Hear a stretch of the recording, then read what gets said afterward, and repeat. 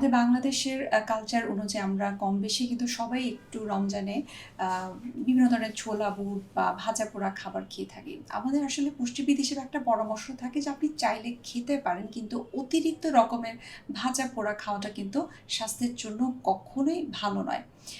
যারা রমজানে ইফতারে আ এই ধরনের ভাজাপোড়া বা ছোলা বুট খেতে পছন্দ করেন, তাদের ক্ষেত্রে আমরা সাধারণত যে কথাটা বলে থাকি যে, এই ধরনের অতিরিক্ত যদি আপনি ভাজাপোড়া খাবার খান, সেক্ষেত্রে আপনার অ্যাসিডিটির প্রবলেম হতে পারে এবং অতিরিক্ত তৈলাক্ত যে খাবারগুলো রয়েছে, বিশেষ করে যেগুলো ডুবো তেলে ভাজা হয়, সেগুলো যদি আপনি বেশি পরিমাণে খান, তাহলে আপনার শরীরে পানি শোষণ খুব বেশি হয়ে যায়।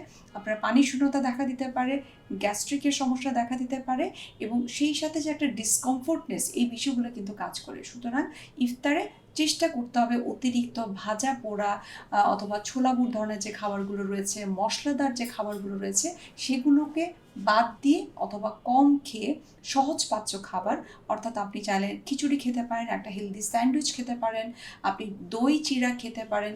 এর বাইরেও আপনি চাইলে সরাসরি ভাত, মাছ, মুরগি, সবজি, সালাদ গ্রহণের মাধ্যমে কিন্তু আপনি আপনার রোজা ভেঙে আপনি সুস্থ থাকতে পারেন।